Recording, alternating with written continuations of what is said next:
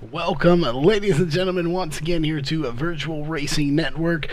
We are here tonight with the Northwest Truck Series, race number 2 here in the playoffs. This is race 2 in round 1. We have 7 total races. Again, this is number 2. We are super excited to be here tonight. We have a lot of information to go over as we'll be talking to Jeff Stabnow here in a minute, one of the league owners, about some new stuff that is here tonight. But before we do that, we want to jump over to the sponsors here for tonight's race. Of course, ourselves here at VRN coming on this year as a partner. We are definitely glad to be here. And the presenting sponsor here for tonight's race. So we'll be getting that up there in a minute. But that is Wool's Beard Co. Beard Balm. Make sure you check them out at woolsbeardco.com for all their products. Great products, make very good Christmas gifts, all natural and organic, and at a very reasonable price. So make sure you check them out at woolsbeardco.com. Northwest Racing Series, your official one-to-go sponsor, and of course the series we're broadcasting here tonight. So definitely a big shout out to them for coming on board. Ohio IndyCar League, if you're looking to get into some IndyCar racing, there is no better league to go look to than Ohio IndyCar League. They are no longer just taking Ohio club members here on iRacing. And to get all the latest information, you can head on over to Facebook and look them up at facebook.com/Ohio IndyCar League. SimSpeedShop.com, your one-stop shop for button boxes and e-brakes, and of course with that ever-expanding list of rallycross tracks and possibly rally trucks coming into the future here soon to iRacing, make sure you check them out at SimSpeedShop.com. iBog, iRacing Broadcast Overlay Graphics, your official overlay sponsor here for VRN. We personally use them, and if you're looking to get into broadcasting, you should too. Definitely the best in the business. Head on over to ibog.co if you're looking to get into broadcasting and need some overlays. That being said, we have about 28 and a half minutes left. We have a very interesting race in a store for you here tonight, as we want to welcome Alan Edwards here from the UK. So welcome from afar here. Late night for us. I'm not sure what time it is over there, but probably early morning, I would imagine. But welcome to the race here tonight. Again, we have a lot going on. We're going to be talking to Jeff here in a minute, but we're going to go ahead and give him a quick note here just to let him know we are ready when he is. But again, so much to go over here as we'll get that message sent out to him. We don't want to break the ice here too much. We want to let him help explain it here. But right now, we're at Dover, of course. We have 4 turns at this track. Typical little oval. And then, of course, just at a mile long. But we do have Jeff here with us to talk just for kind of an early show. We went live a little early because, Jeff, welcome to the booth as a driver, not as a broadcaster. But we got the chase going on, and now we have day-night transition. So it looks kind of sunny out there with a few clouds, but this track is going to change before it's all over. Oh, we got a whole lot more than that going on too, Charles. We've discovered that there's a little bug going on right now. So the guy with the little lollipop sign there telling you where to stop in your pit box is not there on the Ovals races right now tonight. So we don't have an indication where to stop in our pit boxes. Ooh, so apparently somebody took a vacation as well. So. Yeah, it seems to be system-wide too. So, everybody's going to deal with that tonight. So now we've got the day-night transitions. We've got the changing track conditions, which, I think we've already seen here in practice. The clouds come over. I mean, we're dropping 4 or 5 degrees in track temp. We saw in practice last night that we dropped, roughly, I don't remember what the final was, but somewhere around 14, 15 degrees in track temp. And it makes huge swings in the handling on these trucks. So we're used to building these trucks that run for one set temperature for the whole race. The track usually takes a little bit of heat, a little bit of rubber, and we have to adjust our driving style for that a little bit and maybe tighten up the sets a little bit or something. But going to be completely different tonight. And you throw that in, and we've got the second race of an three-round elimination round in the chase tonight. So it's going to be a nail-biter out there tonight, man. It definitely is. I can't wait. And, it tops it all off on the fact that this track has light poles, but unfortunately, I think they forgot to pay the electric bill. So when it gets dark, assuming if we have a few cautions, as we talked about this a little earlier, if it goes green, I think we'll be safe. But if we have too many cautions, this track is going to get very dark. You're going to be driving by the light of the Sunoco fuel sign. So we had to, obviously, because this is brand new to iRacing, man, so we had to come out and we had to do some testing last night. And we had a couple sessions up and tested things over the course of the night to figure out how this would affect our race that was scheduled for late afternoon. So in the sim world, as far as the track Dover is concerned, this race was scheduled to start at 6:30 p.m. Dover time. And we'd carry kind of that lighting, it would act as if the race stayed at 6:30 p.m. Well, sunset at this time of year at Dover that this race is run is about 6:45 p.m. So 15 minutes after the green flag drops, 15 minutes after practice starts, we get through practice and then we get through qualifying, and then the sun was going to set, 15 minutes into practice. So we'd had an hour and 45 minutes after the sunset. The race was going to start an hour in last night. It was so dark we could hardly see. So we had to back everything up. We moved the race forward about an hour and a half. So the practice session started an hour and a half earlier than originally scheduled, and the race, of course, will start a little bit early. But the sun will set right about the time qualifying starts. And, it's a 125-mile race, so it's not a long one. Assuming it goes green, we'll finish this in about an hour. And, we'll finish it kind of in that dusk, sun's down. But if we get a lot of cautions or something and we start pushing an hour and a half, it's going to be pushing darkness, an hour and a half or an hour to 45 minutes into this race. So could get very interesting and might be hard for the broadcast. Yeah, we will be looking to see how it goes. And, of course, it's partly cloudy here tonight. That'll help a little bit. If it was overcast, that would really get darker faster probably than normal. But it's only partly cloudy, so I think we should be good there. And you've already been informed about it, but we do have a new feature in the overlays, as they can see right there. We had people telling us, hey, I want to know where the drivers are on the track compared to the leader, but I want to know who's in the chase too. So you said you're obviously advanced. So if anyone looks at the ticker up at the top, you will see a yellow bar under Jeff Stabnell's name. That means he's advanced to the next round. All the green bars means that they are still in the chase trying to advance. So a new feature here for the fans. I think they'll definitely like it. I know you said you did, Jeff.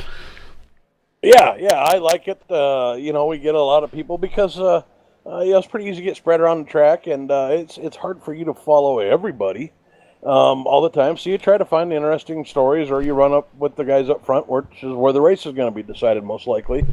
And there's a lot of people that maybe you only get to see a couple times a race, and they've got fans watching the broadcast. And so we wanted to make sure, in talking to you, and and I think you wanted to make sure that, somebody could always at least figure out where their driver is. Are they gaining? Are they moving through the field? Are they falling back?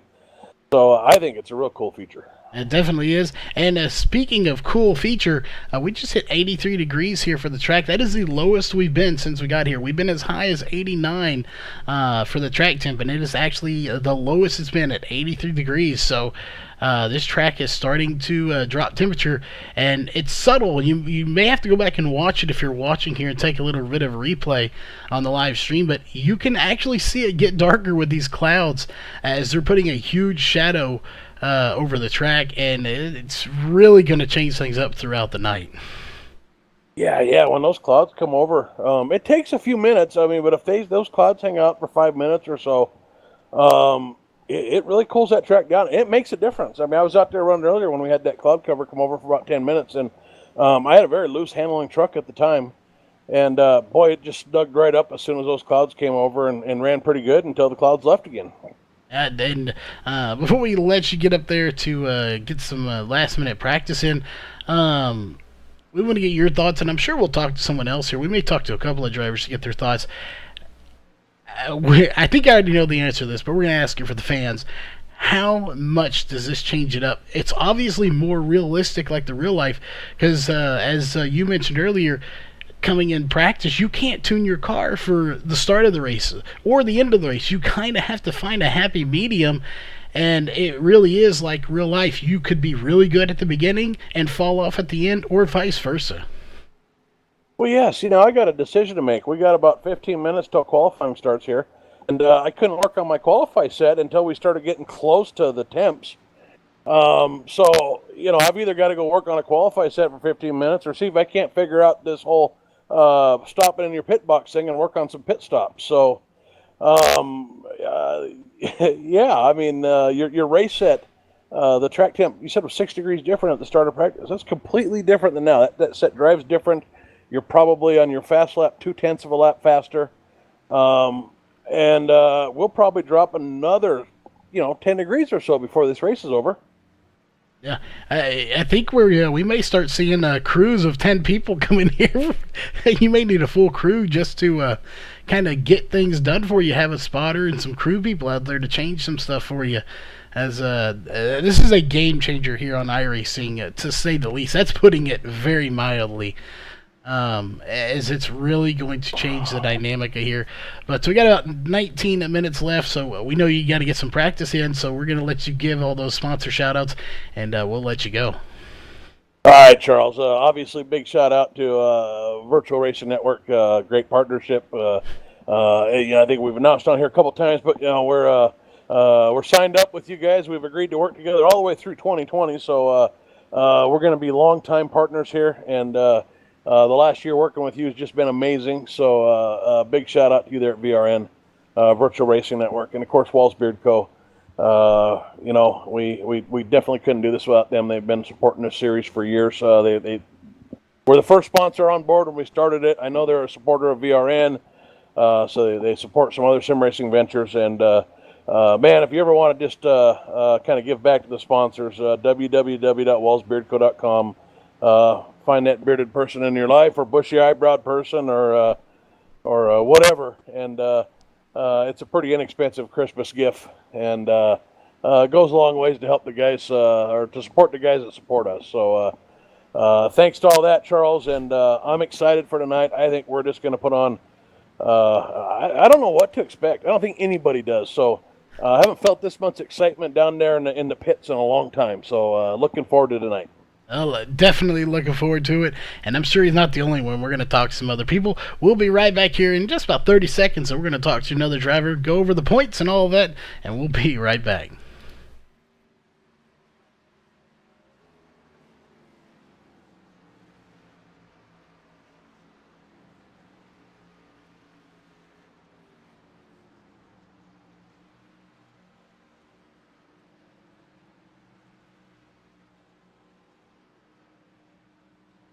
All right, we are back one more time here. Before we get into the point standings and all of that great stuff, we want to talk to another driver who, is in the chase, and that is, of course, the 33 of Josh Coley. So we want to get your thoughts on, first, you're in the chase, and everything's rocking along, you're doing good, and then all of a sudden, now we have the weather changing, or it's not weather, the temperatures here, as it went from 89 to 83 degrees out there, and it's going to get dark, the time is changing. How much more, I don't want to say stress, but, pressure and stuff like that, does that put on you here to try to find that perfect setup tonight? But it definitely threw a curveball in the setups. I think the longer it goes, the darker it gets, the more rubber gets laid down. Lap times are going to come down with that, and then the handling is going to change. So you're kind of going to have to either pre-plan or make some pretty good adjustments on pit road. We were talking about that with Jeff earlier. Now that this is changing, and you may have to make stops on pit road, how important is it going to be to have a team, and do you almost wish you had like a actual full-on crew chief and crew members that could actually do it for you and make those changes for you during the race? It would be nice. I think, we have some things that we can change, tire pressures and adjustments that we can do. So I don't know that the crew chief thing, I haven't had much experience with that, so I don't know how beneficial that is. But, and then, just having teammates helps a ton too, because other guys get to drive your trucks and feel different things. And it looks like I'll be flying solo tonight, so that's going to be tough. Well, definitely going to be a tough out there for everyone. Plus, we found out that we refer to him as the lollipop guy, the guy that holds your sign to tell you when to stop. He has apparently went on strike or taken a vacation or something here, as he is not going to be there. So, from your standpoint, how much more difficult is that going to be to make sure that you are stopped where you need to be in your pit stall? It can be tricky. Definitely the first couple times I didn't see the sign drop. It kind of made me nervous. I didn't really know what was going on, but I don't know. I gotten used to it a little bit, and as long as you see your pit box coming, I think you'll be okay. But it's very possible that somebody may miss their pit because of that. Well, we'll also be looking first off to see if we have any cautions. We only had one on Monday night. Same track. Totally different scenario, though, as it has completely changed. But we know you need to get some practice in, so we will let you go. But first, we want to let you give out shout-outs and sponsors. So who would those be here for getting you to tonight's race? Be Walls Beard Co., of course, the Northwest Racing Series, and VRN for getting us on live. All right. Well, again, hopefully we'll be talking to you a little bit later tonight, possibly in Victory Lane. You never know. You are, I believe, sixth fastest, so anything is possible with the way this track is going to change. We'll be right back here in 1 minute, and we're going to go over the point standings.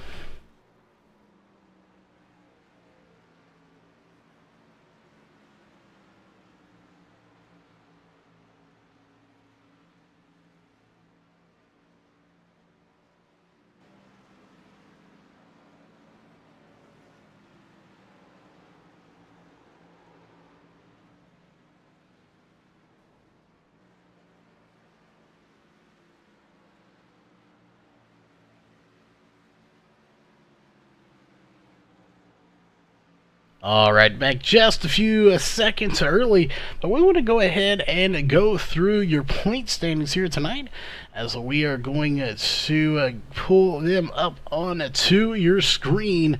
These, of course, are your point standings coming in to tonight's race. You see Jeff Stab now, 109-point gap from him to Mark Walls, as he has 1,150 points. Of course, that is that extra bonus 100 for winning race number 1. That means he is officially locked in to the next round 2. So he is safe here tonight. He has no way of possibly being knocked out. Mark Walls, we're currently with 1,041 points. He's in the chase, but still has a chance. He could be knocked out. Right behind him, Christopher White, or Chris White as we'll call him here tonight, in the 00. He has 1,037 points, so he is just barely behind Mark Walls, sitting in third place right now.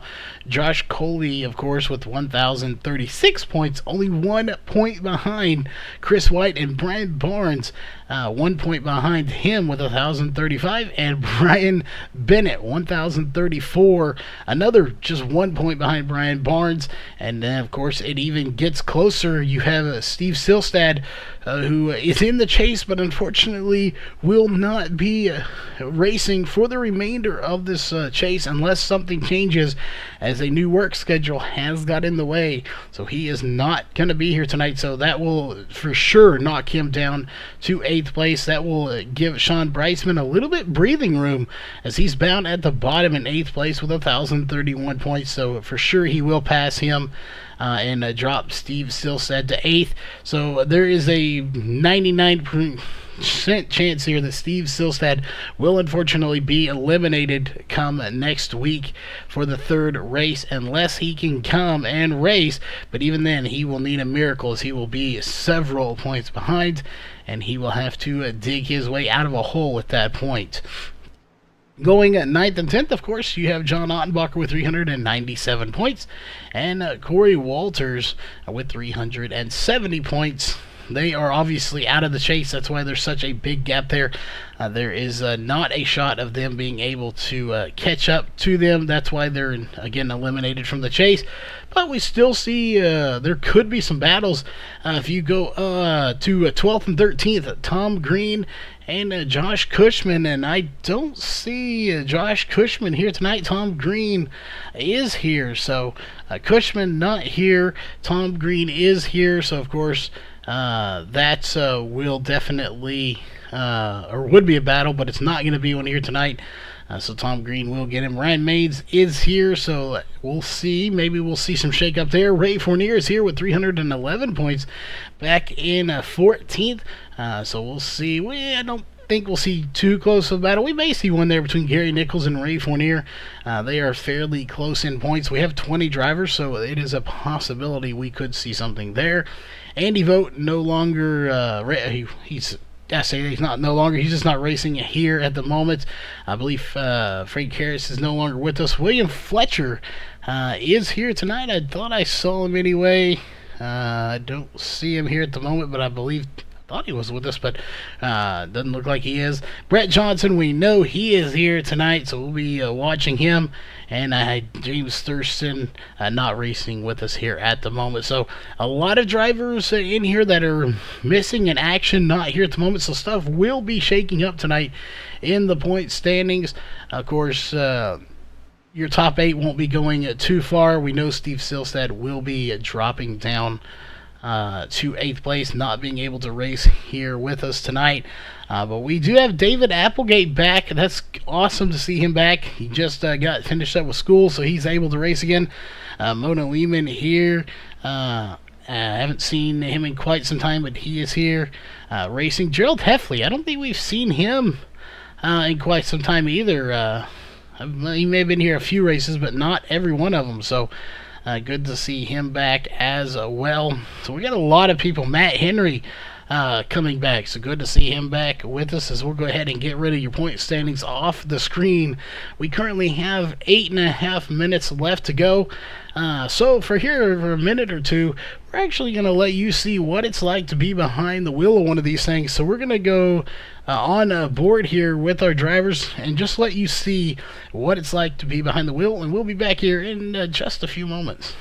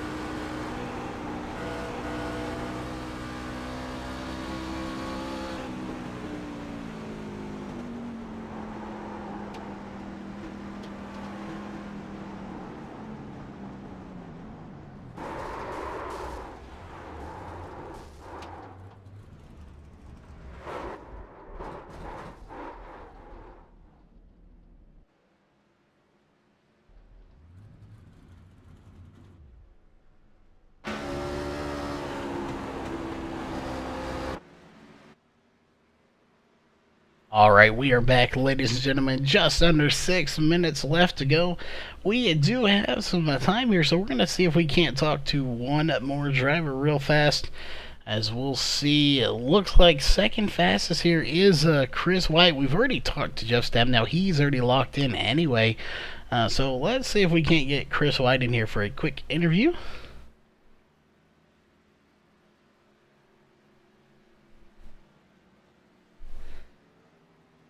And he is actually on the track here at the moment, so we're going to let him slow down as it looks like he is doing so. Let's pull him up here real quick. Chris White, you got a copy.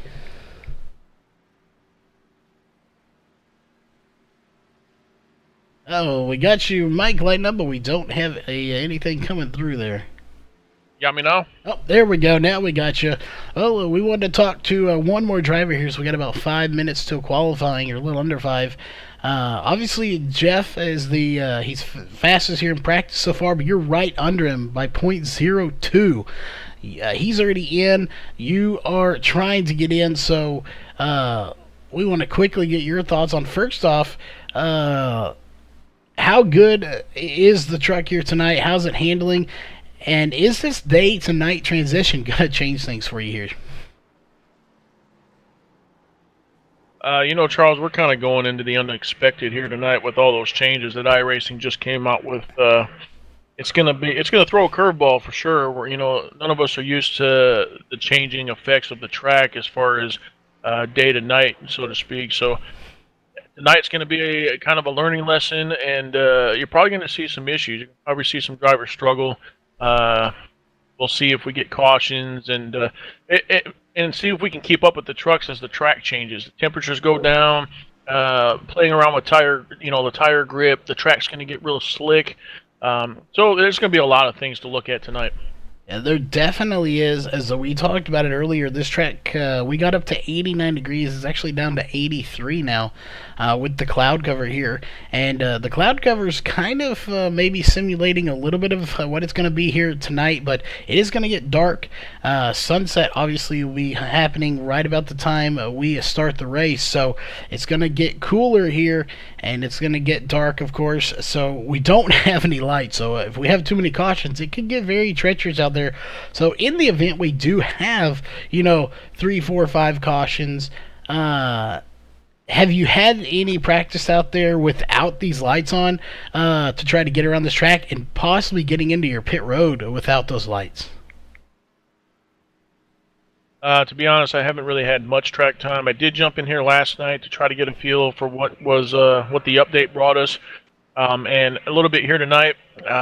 Fortunately, I was able to make it tonight. I thought I might have had a chance to miss due to work, but I got home in time, so here I am. And so far, the truck's running pretty decent. I was just up atop the chart there, but it looks like Jeff did get me there by a little bit. Looks like Mark may have got that too and bettered that. So track times are pretty good. The track fall-off is going to fall off probably about 10 laps in or so. It's really slick out there right now, but I know those changes are really going to affect the way these trucks handle, and they're going to cause some problems. And then that other issue with pit road, the pit sign's not dropping. You're probably going to see some guys overlook their pit stalls and have to go all the way back around and come back in. So it's just going to be a lot of awareness, a lot of patience, and hopefully when we start this race, we can see some guys make it to the finish. Yeah, definitely. We're going to be seeing who makes it to the finish here. We got about a minute 50, so we'll let you go. Any quick shout-outs you want to give before we let you go, though? Certainly, SimStar Motorsports on the truck, as always. And here again, once again, fighting for this championship, trying to stay alive. And Dover's a good track for us. We won here in the season, first season of this year, so I'm hoping to repeat there. And BRN, definitely BRN. Excellent broadcast every week. And got to thank Mark Walls with Walls Beard Co. For putting on the series. Great stuff going on here, and it's going to be an exciting night. I hope you enjoy the show. All right, and we will be right back with qualifying after your national anthem, so stay tuned. We take you down onto the track for our opening ceremonies. Ladies and gentlemen, please rise. Please remove your hats.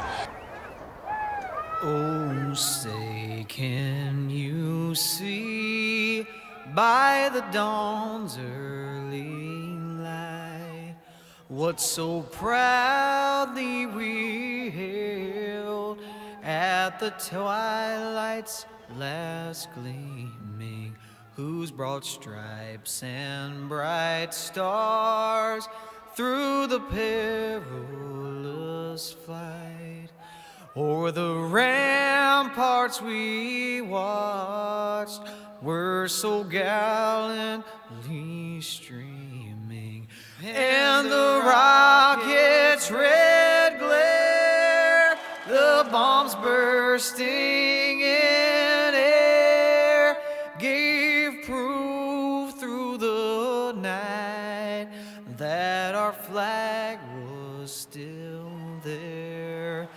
Oh, say does that star-spangled banner yet wave o'er the land of the free and the home of the brave.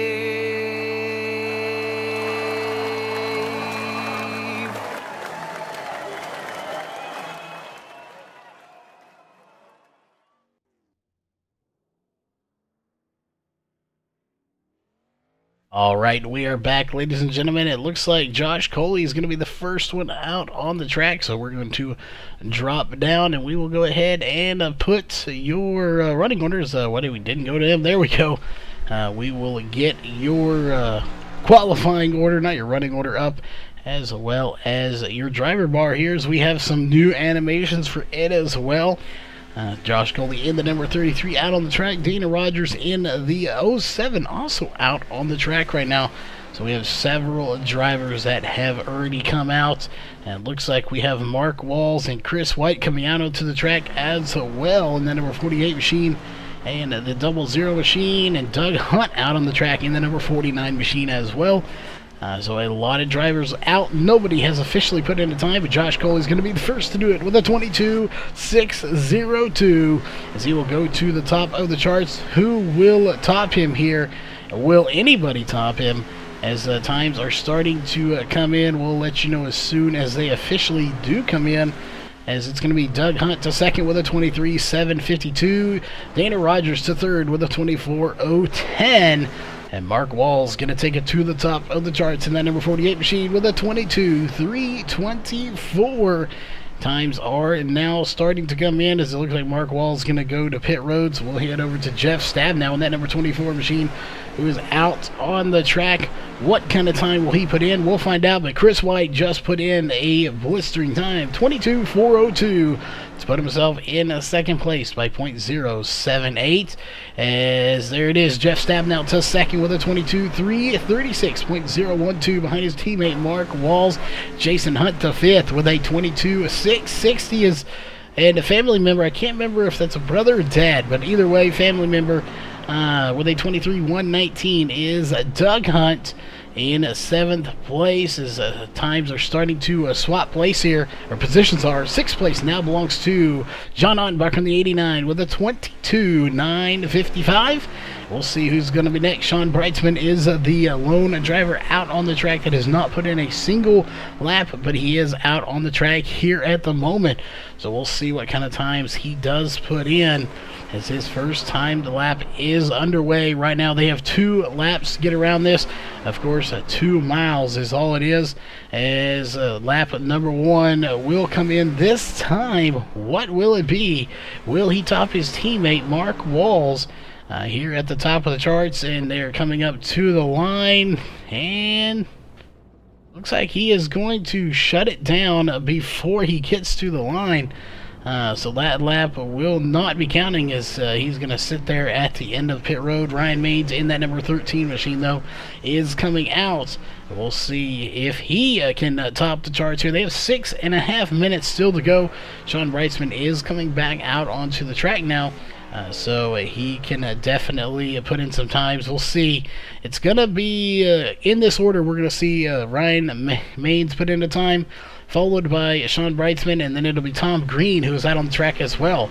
So Ryan Maines completes his warm-up lap. Now he is moving into his first timed laps. He's down the backstretch right now, and the green flag, of course, is waving here for qualifying for him. And he will come around turn 3 and 4, coming to the start-finish line, as he will be right there. He'll put in a 22.545. Now it's 5:46 technically at the line. That will put him in 4th place, right behind Chris White and right ahead of Josh Coley. So we'll head over to Sean Brightsman, who is not on the track. So we'll go back to Ryan Maines.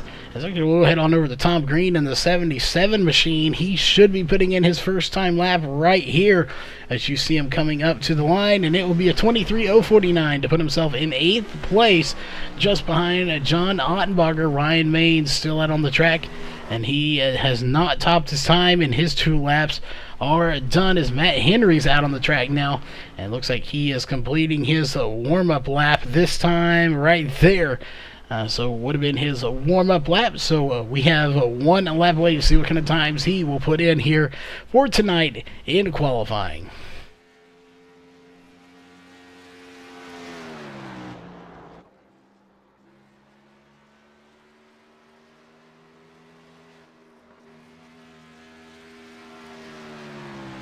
Awesome to have everyone here. Cool that it is your home track as well. So definitely thanks for tuning in. Matt Henry puts in a 22.683 on his second lap and then just clobbers the outside wall. But he is in 7th place, so a very good time for him as he's going to go to pit road here. Sean Brightsman still sitting at the end of pit road, has not come out onto the track yet. Very surprised that we have not seen him come out on to the track. So, again, anyway, since he went in, he has not come back out. This track is changing here, so we'll go ahead and get rid of your driver bar here. We'll leave the qualifying up, but let's go to the scenic view, as already you can see off in the distance here. You see that yellowish glow coming from the horizon. That is the glow of sunset here, folks. The sun is going down here in the next 3 to 5 minutes. It is really going to go down as the closer we get to the start of this race. That sun is going to go down. You see it right there, that really bright glow right to the middle of your screen. That is actually the sun going down. So it is about to get dark, and it's about to get dark quick here. As the track temp we talked about earlier is 80 degrees. It has gone down another 3 degrees since the start of practice. So it's totally gone down 9 degrees, almost 10 degrees since the start of this race. Oh, very, very interesting information that we'll be delivering to you here. As again, we have about 3 minutes, so let's get real quick interview in here. Let's see if we can get Mark Walls in here, who is one of our chase drivers, and talk to him really quick. Mark Walls, you got a minute here? We can chat with you. Yeah, 10-4. Well, we have about 2 till the race, so we don't want to keep you too long in case you want to make any changes, but you're on the pole here so far for qualifying. When we started practice, it was 89 degrees. It has dropped to 80, another 3 degrees since the end of practice into qualifying. So what is running through your mind right now setting your car up for this race? Oh, man, you know what? I'm excited. I think we got a real fast truck tonight. That Chevy Silverado was just flying there in qualifying, and I think we mocked it pretty good for race trim. It's going to be about driver, keeping the line, keeping it up to speed. When we go through these transitions, it's pretty neat to drive in, and excited to get the race underway and keep this thing out front.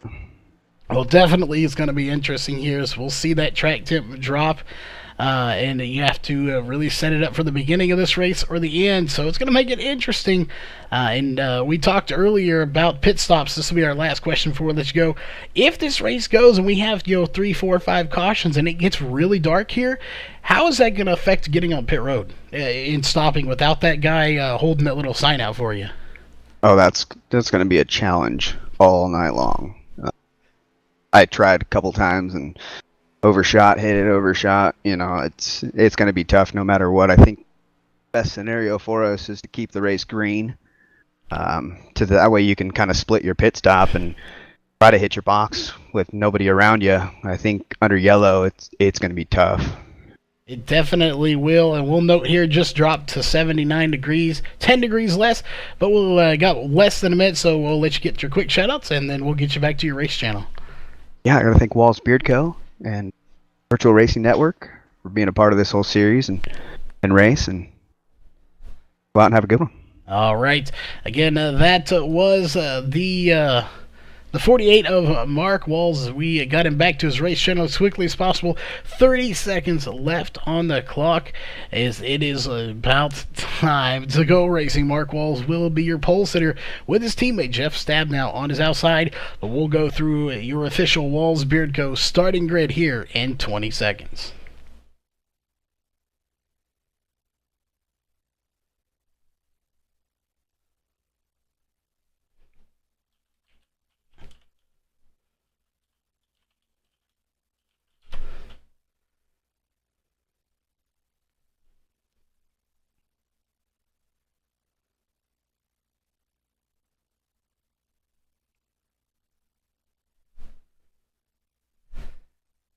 All right, so we are back, as we really didn't go much anywhere anyway, but Mark Walls, your pole sitter here for tonight's race, as everybody is getting on to the grid. Once they get down there, we will go through your official Walls Beard Co. starting grid, as we're just waiting on a few of these drivers to get on there. Most importantly, our pole sitter here for tonight's race. Our front row has not taken to the grid yet. Some of them have, of course, as we'll go ahead and get down there with them anyway, as we do have some of them. So we'll wait for a few more to get on there, as we have about 21 or so drivers. We didn't get a full count on there, but I believe we have 21 or so at last count. But our pole sitter is there in that 48 machine, as well as the 24. So it's time for your Walls Beard Co. starting grid. Row 1 here for tonight's race is going to be the 48 of Mark Walls and the 24 of Jeff Stabnow. Mark Walls is in the chase. He's still hunting. The only driver that has advanced is that 24, Jeff Stabnow. Row 2 is going to be the 00 of Chris White and the 15 of David Applegate. Row 3 is going to be the 13 of Ryan Maines and the 33 of Josh Coley. Row 4 is going to be the 12 of Jason Hunt and the 19 of Matt Henry. Row 5 is going to be the 7 of Brett Johnson and the 89 of John Ottenbacher. Row 6 is going to be the 77 of Tom Green and the 49 of Doug Hunt. Row 7 is going to be the 00 of Dana Rogers and the 46 of Sean Breitzman. Row 8 is going to be the 4 of Brian Barnes and the 9 of Corey Walters. Row 10 is going to be the 26 of Ray Fournier and the 91 of Scott Hutchinson, who actually is not starting the race here tonight. Row 10 is going to be the 61 of Gerald Heffley and the 78 of Dan Stuzzi. And row 11, also not starting the race here tonight, is going to be the 23 of Mona Lehman. He is not starting the race here tonight, so that will do it for the Walls Beard Co. starting grid, as we are just a few moments away from getting the green flag for the first time here at Dover International Speedway. 120 laps, 127 miles. Technically, we'll say 125, just to round it to an even number, as this track is 1 mile long. Technically 1.02 according to our information, but we call it a mile, so we have 125 laps, 125 miles set to go green this time by, as they are getting ready. They were in the start zone right there. Green flag's out. We're racing for the first time here at Dover International Speedway, which will be what should be under the lights. It won't technically be under the lights, as keep very close eye on the track here. As you see right now, it's pretty good daylight out. You can see those clouds in the sky. This race is just right at sunset when we're starting. It's going to get dark, and it's going to get dark in a hurry here as Jeff Stabnow, once again, just like Monday night, is not going to lead a lap here, as it's going to be his teammate Mark Walls that does, as he was able to get by him on the outside very quickly. So Mark Walls, your race leader here at the moment. Chris White right behind him. And we want to point out here, we have a new addition to the ticker up at the top of your screen that you're watching. If you see a solid green bar under their name, like Brightsman and Barnes there, those guys are in the chase. You will see the 24, Jeff Stabnow, has a yellow bar under his name. Yellow indicates they have a win, and they have automatically advanced to the next round. So green is you're in, yellow is you've advanced, and you're locked into the next round. There you see it, Jeff Stabnow. So that's what that little bar means underneath their name. We just wanted to get that out there so everybody knows exactly what it is. Let's go back here a little ways to John Ottenbacher, who is one of the teammates of Mark Walls, Jeff Stabnow, and Brightsman, who is not in the chase at the moment, but there is two teammates working together a little bit, trying to get by the 7 Brett Johnson and the 19 of Matt Henry, as they are side by side. Again, that is a battle currently for 6th position. As, almost a little contact there, but they managed to stay clear of each other here on lap 5 of 125. As there goes the 19 into the inside wall. The question is, will it bring out the caution? The 46 is involved, and now we will have a caution. Let's go see what happened to Sean Brightsman. Well, caution number 1 coming out early into this race here, as we'll switch over to TV2 and see what happened here, as he may have just had a huge run. And so we'll find out here. Something happened. We know the 19 of Matt Henry got into the wall coming up here in a minute, but I don't know if that is what initiated all of this. We're about to find out, though, as there's the 19 gets loose, and he gets the wall. Oh, because of that, the 7 and of Ryan Maines.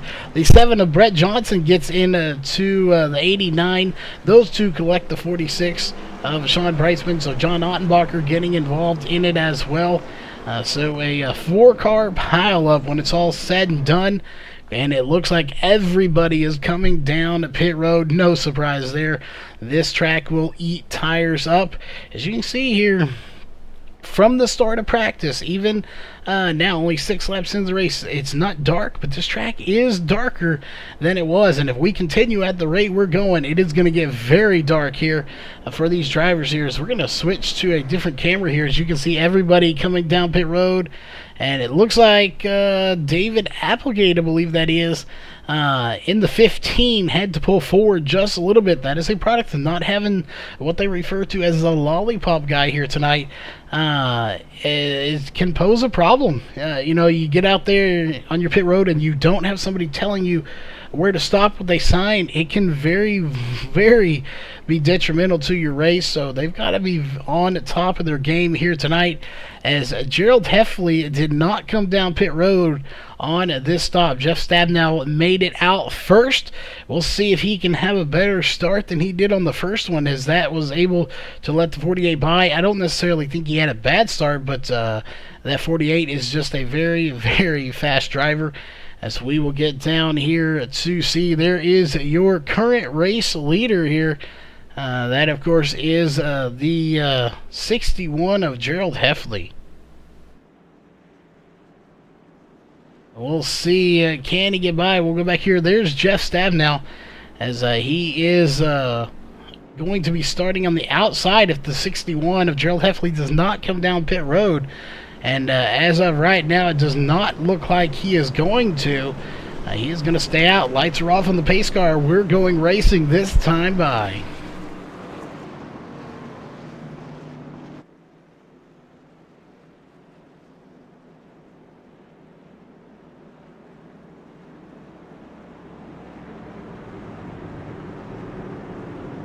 All right, we're on the backstretch here as once we go green here, we may take a look we'll really quickly look anyway. As you see, it's still a little daylight outside. They are losing daylight, though, if we start seeing those cautions, we very well could see this race go very dark, and that would be not so good news. This track does not have lights, so it could be very, very interesting to see if that does happen. But what we're about to see is a caution flag, or green flag, sorry, coming back out. Caution flag is out right now, as they are set to go. Green flag is out, and we are racing top three back up on the charts. And this time it is Jeff Stabnow that gets the run on the outside, and Gerald Heffley is pulling down to the inside of the track. So not sure what's going on there. He did lead a lap, but then pulled it to the back and has proceeded to take the rear of this field. But look at this group right in here. You got right now Chris White, and somebody is blinking there, as I thought they were out of the race.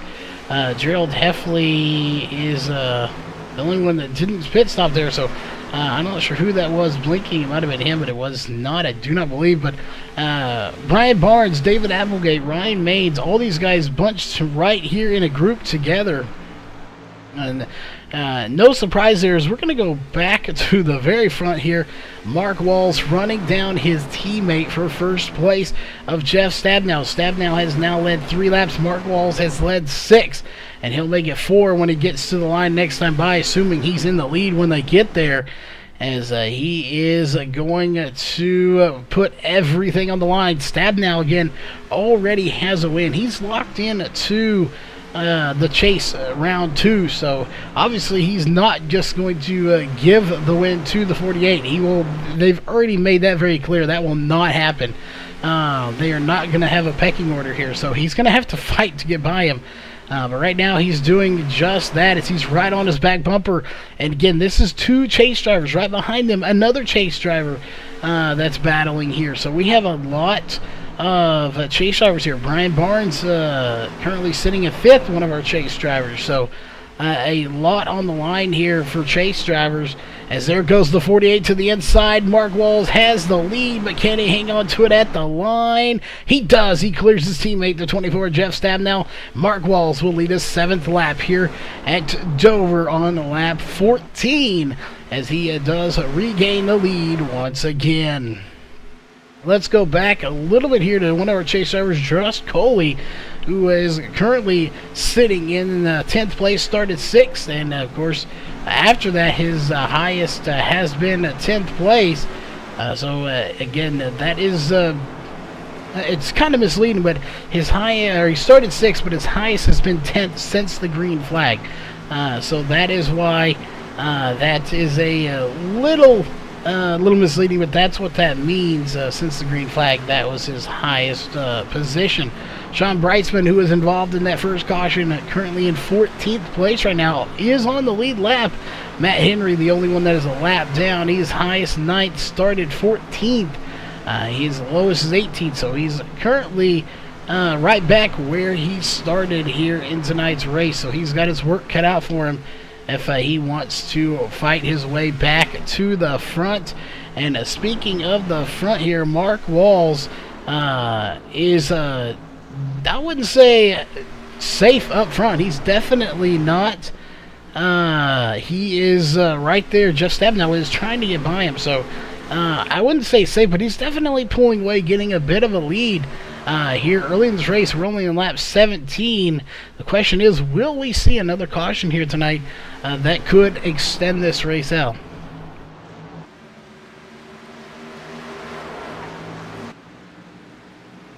Well, that is definitely good.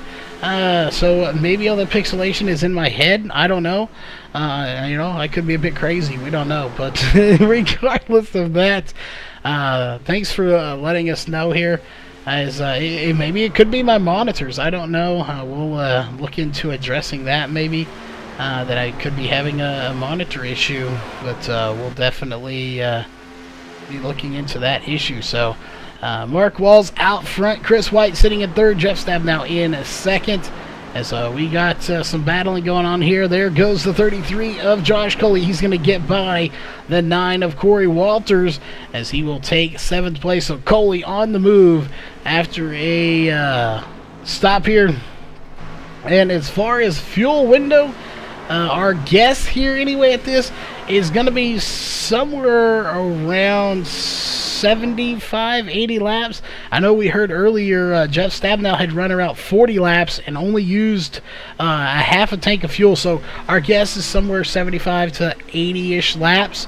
But I'm wondering if we're going to see that or caution before that comes out. So this stint has 14 on it, so they still have a lot of laps they can go. And as anybody knows, this track eats up tires, so that's something we're going to have to watch here. Will this be a fuel race, or will this be a tire race? Which one are you going to go for here tonight? As if you see here, look how dark it is over here, right here on this part of the track. And as you come here watching Josh Coley as he comes down the backstretch and comes into this side, you'll see it has a yellowish hint to it. That is obviously because the sun is going down, as you had a cloud going over as well. So again, this race is going to get dark very quickly. There you see the sunset yellow on the track as it is starting to go down very quickly here. How did they set their truck up here tonight is going to be a very important key. Did you set it up for early in this race? Did you set it up for later? I will point out, early we were down to 79 degrees. We are now back up to 84 degrees. So even though that sun is going down, they are starting to lay rubber down and lay heat into this track. So they themselves are putting heat into this track. So that's something we will have to watch too. Can they counteract the sun going down and lay down some heat in the track with these trucks? Obviously they're going to lay down some. Will it be enough to lay down enough that they need if they need this car to be loose? So we'll see. As we're going to go through here looking at John Ottenbacher, who had that trouble earlier involved in a caution. He is sitting back here in 15th place, started 10th. And fell back to 18th, and he went as high as 6th place, and then the unfortunate happened, and he is back now in 15th with severe damage to the front of that truck. So that is unfortunate for him, but his teammates having a fairly good night here. Sean Brightsman, of course, involved in that, up to 10th, and his two teammates right there leading this race. But let's go to this battle behind them. Currently for 3rd place, Chris White, Ryan Mays, Brian Barnes, two of those chase drivers that are battling. Is Brian Barnes, a very fast driver, fighting his way through this field, trying to get to the front. As we'll see there, he started 15th, and he has been as low as 15th, but as high as 5th. So he is working his way, as there is the caution once again. And take a look. It's going to be Doug Hunt bringing out the caution. Let's go back and take a look. What happened to the 49 of Doug Hunt to bring out caution number 2 here on lap 28? As it looks like possibly a single car caution here. And outside wall gets hit, inside wall gets hit, and back to the outside wall, just getting in a little too hot to the corner. Oh, and he does get clipped by the 89 of John Ottenbacher, but Ottenbacher able to save it as he barely clipped him. Good job for Ottenbacher to avoid hitting him any harder than he did. And we'll go back to live. No surprise, they're all coming down pit road.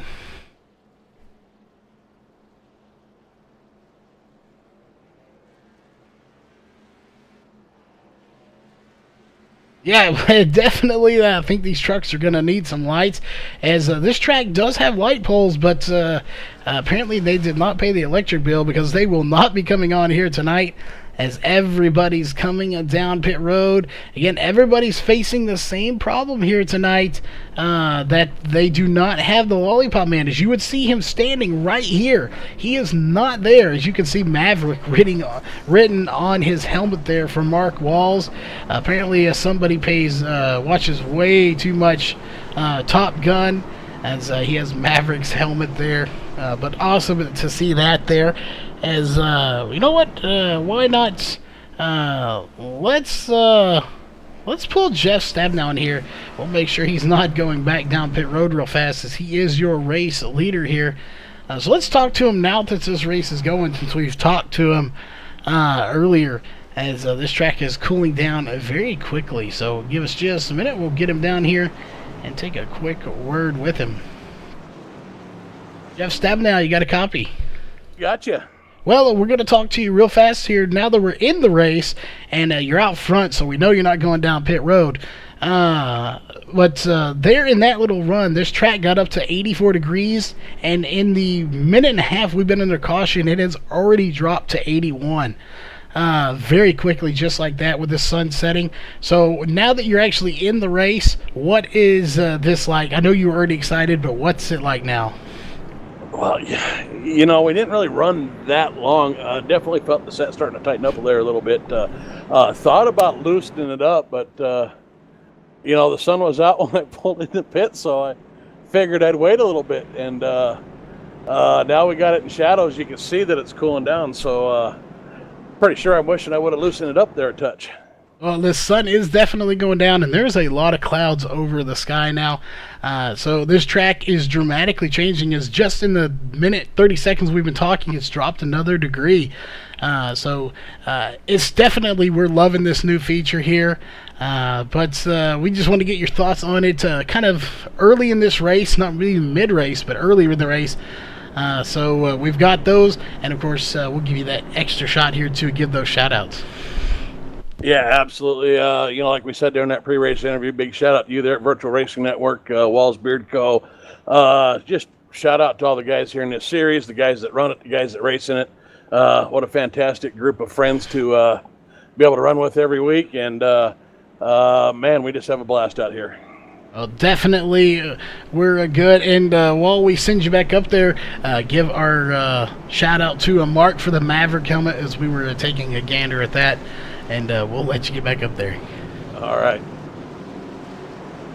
All right, again, that was the 24 Jeff Stabnow. As you can see just how much darker Turn 2 is here than it used to be earlier in this race. Again, it is getting so much darker here at the track with that sun going down. One side will be a little bit brighter, obviously, because the sun is up in the air going behind these grandstands, but it will be showing up. And you can see just in the sky, just from seeing that view there, how much darker it has gotten. Even though it's still light out, it is getting dark. So at the rate we've had cautions, we may see this go fully dark here, as during practice yesterday it was very dark out, made it very hard to see. But we're about to find out if that's going to be the case here tonight, as we are gearing up to go green flag racing one more time. Green flag is out. We are racing. Jeff Stabnow is your race leader over his teammate Mark Walls. Mark Walls on the outside, not going to be able to get by him this time. Jeff Stabnow had a huge run. He's going to pull up in front of him, and he will lead. But here comes Mark Walls to the inside. Will he get by him here to lead this lap? We'll see. They're going to be side by side, coming out of the corner, coming to the line. It's going to be Mark Walls leading the lap here to lead his 23rd lap here in this race. Let's go ahead and put your top three back up on the top of the ticker here. As here they come, barreling down the backstretch in a single file, and man, they are just flying right now around this track. 160 miles per hour around a mile track. So then it is a very fast lap here. Let's pull up some race stats real fast. 22.444 was the fastest lap by Mark Walls on lap 10. He set that his fastest speed on that one was only actually 163 miles per hour. We've had 2 cautions for 6 laps, 5 different lead changes with 3 different leaders. Those, of course, are Mark Walls, Jeff Stabnow, and Gerald Heffley, the only 3 drivers to lead races here tonight. Let's go back a little bit here. You got David Applegate, a driver that had been absent for a while due to school. Here he is back in that number 15 Intel machine, putting on a good run. Normally he's number 23, but Mona Lehman came in here, who did not start the race, and snatched that number up before he could. I'm sure they will address that later on. Scott Hutchinson in the 91. They also did not start here tonight. Did you see this group right here? This is currently, I believe, Chris White. Yes, Chris White all the way back. You got Chris White, Brian Barnes, David Applegate, Ryan Mays, Josh Coley, Sean Breitzman, they're all in this little group right here together battling, as well as, or not including the front two, Mark Walls and Jeff Stabnow, that did get by, and Mark Walls has since pulled away from his teammate here. It's very surprising how fast he is. So obviously this new setup here, the sun setting here, is not hindering him at all. He knows exactly what he's doing. This is where real life racing experience very well could come in. And practicing, the more you can practice, the better you're going to be here with stuff like this. But back here in this little group, as we'll go up forward just a little bit, you have Brett Johnson, Dan Stuzzi, Matt Henry, Tom Green. This battle really here between Dan Stuzzi and Matt Henry, who is in 14th place right now. Again, we have a few drivers laps down right now. Let me, Doug Hunt currently the 49, 3 laps down. Ray Fournier in the 26th. Not sure what happened to him. Although that early incident, he is now 19 laps down. I didn't think he had that much damage, but obviously he did, as he is now out of this race. He's not completely out, but he is off the track. He is on pit road now again for roughly 10.5 minutes or so, as they're starting to get a little spread out. But still some good little battles going on, as here you have Brett Johnson trying to run down Corey Walters. That is a battle for 11th position. They're all trying to get a top 10 and run down John Ottenbacher in that 89, who currently possesses 10th place here in the race. It looks like there goes the 7 of Brett Johnson. He's going to go to the inside of Corey Walters in the 9, and he will clear him to take 11th place away from him. So passes being made throughout this race, and here comes the 9 of Corey Walters back to the inside of the 7 of Brett Johnson, and he's going to get back by him possibly. A very interesting. While this battle's going on, let's go a little ways up here and look at this battle going on.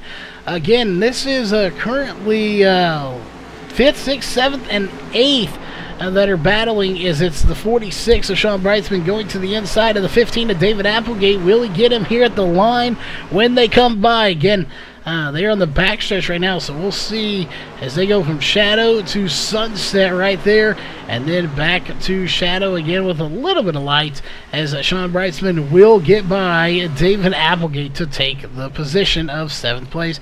Josh Coley, another one of our chase drivers with Sean Brightsman, and he will be his next victim if he can get up there. We're on that 44 of 125. We have less than 100 laps to go. This race is going by very quickly. I do not think we're going to see fully dark here, but it definitely will be dark here before we leave. So something we will be watching for here. If we get another caution, that could very well delay that. Chris White sitting in 3rd place right now, trying everything he can to get up to those front 2. He wants to get the win. He wants to be locked in to the next round. Right now, that would go to that driver right there, the 48 of Mark Walls, who does not have a win here in the playoffs.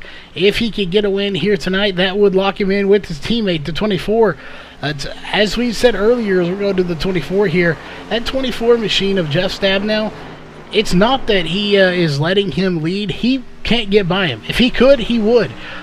We have talked to Wicked Chassis Racing repeatedly, just over and over again about this, and every time it's the same answer. There are no pecking orders. If you're faster, get by me. If you ain't, stay behind me, because that's where you're going to be. They have no pecking order here. So the 24, while he may be able to get by him, he's not pushing the issue yet. He's early in the race. However, if it comes down to it and he's faster, he will get by him and try to win this race. He will not just hand it over to him and say it's yours. But here goes Sean Brightsman trying to get by Josh Coley. 2 chase drivers battling side by side. Who's it going to be going to come into the line, as it looks like Josh Coley has a bit of an advantage here in this race. So very interesting there to see that the top line proving to be the line of choice here early in this race, as we're just about to be on lap 50 So we'll see how this changes. If this race does go to where it's dark out, will this groove change? How much will it change as this track is currently sitting at 82 degrees? We'll go ahead and pull the track facts up here very quickly here at Dover International Speedway. 4 turns, 1.02 miles, 125 laps, 127 miles. Your track temp 82 degrees, air temp 77, wind speed 2 miles per hour out of the north. So not a whole lot temp there. You see it go up to 83 degrees now as they are starting to put some heat back into this track once again. And so we'll go around here. We're on lap 51 of 125, sorry. So I'm trying to add some laps to this race. I'm sure some of these drivers might not be too happy with that one. But it looks like we do have James here, Christy here, so welcome to chat, both of you. Yes, we have a lot of guys moving up here. And for the new people that are here tonight, while you're watching this battle go on here between Matt Henry and Dan Stuzzi, if you see a green bar underneath the driver's name, that indicates that they are in the chase or in the playoffs right now. If you see the yellow bar, which the only one showing that will be the 24 Jeff Stabnow, that indicates they have advanced into the next round. So you see green under walls, he's in. Stabnow yellow, he's advanced. He's still in, but has advanced to the next round. So that is what that means. Green means you're in, yellow means you advanced. As we'll go back up to the front, Jeff Stabnow still unable to get to his teammate. As we're going to go back here to this little group, Josh Coley to 6th place, trying to get to the inside of Ryan Maines in that number 13 machine, but hasn't been able to clear him just yet. He has, however, been able to stay ahead of Sean Breitzman, who is on the move right now as well. As here goes the 13. Oh, they get side by side. I thought they were going to make contact there for a minute as they come to the line to complete lap number 54. We're on lap 55 right now. We are getting very close to the halfway point.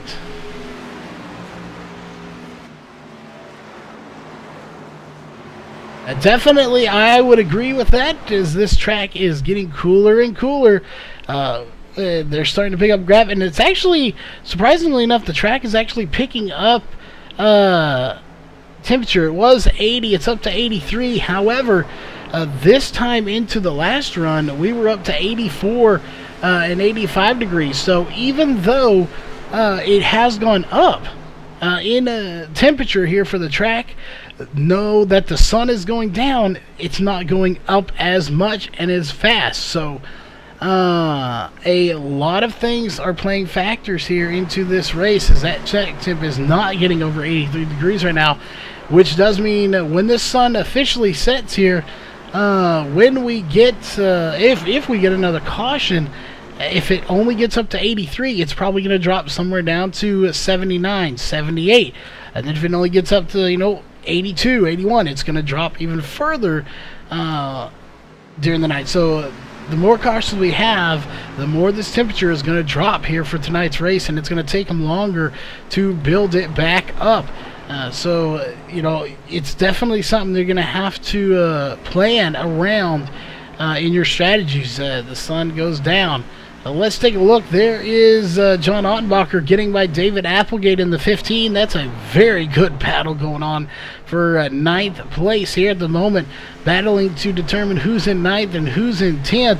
As I say that, Sean Breitzman, we got a car stopped on the track. It's Dana Rogers, spun around and heavy damage. So far, no caution is coming out. We'll see if the flagman deems Dana Rogers to be in harm's way. Right now, he is not. He is sitting there, but he's going to get those tires spinning. And will he get it going in the right direction without the caution being brought out? So far, he is able to do so. No caution coming out, and he will get to pit road as it's right there. I don't know if you call that lucky or unlucky. He was right there to get on pit road. That's lucky. Was able to go in there without having to tow, but unlucky that the caution did not come out for him, as he is going to be on pit road here for a little bit. He'll get some damage repaired and come back out on to the track. But Mark Walls, your leader here. Jeff Stabnow sitting still in second place. He's just not been able to gain any ground. Chris White, along with Brian Barnes, Sean Breitzman, Jason Hunt, Josh Coley, all of these guys have fallen back. Breitzman did get by Josh Coley, so did Jason Hunt. So Josh Coley back to 7th now. He's got his work cut out for him if he wants to get back to the front where he was. As you'll see right there, he comes down the front stretch, and he will be now on lap 63 with the rest of the guys, as we only have a very few drivers. Dana Rogers now 4 laps down, Doug Hunt 3 laps down, and Ray Fournier 42 laps down. That's unfortunate for Ray Fournier. Such a good driver. Just does not always have the luck to show how good he is and the finishes that he deserves here in the race. Let's go here. Sean Breitzman, I think it's somebody who you may have to watch out for here tonight. He is picking up some steam the later this race goes, as he is going to go to the inside of Brian Barnes, and he clears him easily. I'm not sure if Brian Barnes let him by knowing it was early in this race, or if he had just nothing for him. We'll never know unless we get to talk to him, and unless we get a caution, we won't have that opportunity to do so. We've only had 2 so far, as we'll pull that up one more time. 2 cautions for 6 laps. Currently 5 different lead changes with 3 different leaders. Your fastest lap still set by Mark Walls on lap 10 with a 22.444 was your fastest lap here for tonight. So we'll see if anybody can top that later on in this race. And I want to point out here too that we're keeping an eye on that track information here, as the sun is now setting even closer to officially being dark here, even with 18 cars out on the track putting rubber and heat into this track. It has actually dropped from 83 to 82 degrees, as we have a car into the wall, and still no caution, as I'm not sure if they can't get off the wall or just don't want to get off the walls. There is the caution, and that is the 07 of Dana Rogers again. Let's go back and take a look. Oh, got clobbered there by the 49. Let's go back and take one more look at that and see exactly what happened, as we need to go to the 49 of Doug Hunt first and figure out exactly what happened. Dana Rogers slow on the track, and actually there the 49 just gets into the outside wall. Doug Hunt hits the 07 and just causes them both to get into the outside wall and end, well, probably not end for the 49, but Dana Rogers on pit road. So a lot of damage between those two trucks here. But we're back to live here. Is no surprise, everybody's coming down pit road. So that was a wild ride for both of them. But caution is out here on the speedway, as we're going to go ahead and get rid of that, and we're going to wait for everyone to come down pit road, and we'll see if we can't get a quick word in with at least one driver here. And see, we may get Josh Coley, we may get Chris White. I don't know who we want to get. You know, we may get David Applegate up here and see what he has to say about all of this after being gone for so long. As you see that Maverick helmet again. And who is it going to be? It's going to be Corey Walters out first, who did not come out on pit road. So first one out is going to be the 24 of Jeff Stabnow. So Corey Walters is going to be your race leader. We'll see if he comes down pit road. But before we do that here, let's head on over to Josh Coley here. And let's go on board with him with his roll bar camera. And let's go talk to him here for just a moment. Actually, you know what? I said we were going to go with David Applegate. So let's go back here and talk to him back in 11th place. As, again, we don't typically get to talk to him because he hasn't been here.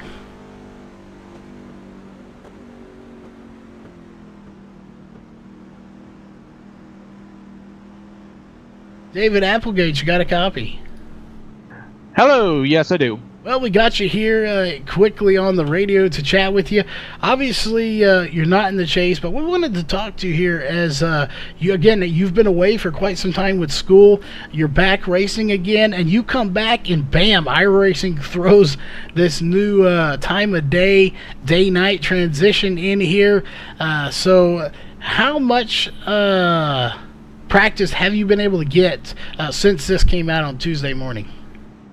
In the trucks, basically nothing. I've been doing the Roval and the Cup cars most of this week, but I've had like no practice in the trucks since the last race at Talladega. Period. Well, definitely, it's a new, exciting feature here on iRacing. As I can't tell if the lights are off or not. I believe they still are on.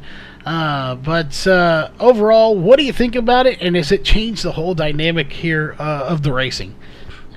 It definitely has. We were before the race talking about our setup, and we tried to settle on a setup that was going to be much better once the sun went down. And so we were just trying to survive through the hot portion of the race. And we may have gone a little too far. So we're on the fly trying to figure out a couple of things with the setup, but.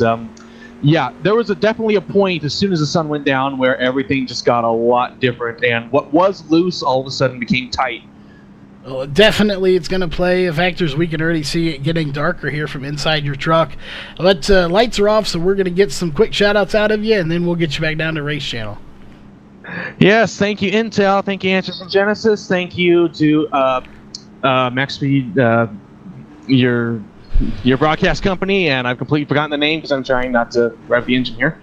But thank you to Intel and to Answers and Genesis for being on board, and to your corporation as well for the support they've been to our family, both medically and for racing purposes. So shout out to them, and you guys have a great rest of the broadcast, and we'll put on a show for you guys. All right, again, that was the 15, normally the 23 of David Applegate. We're going to go off board with him here, and it seems like a good time. Let's go crank it up here on VRN for a few laps, and we'll be right back.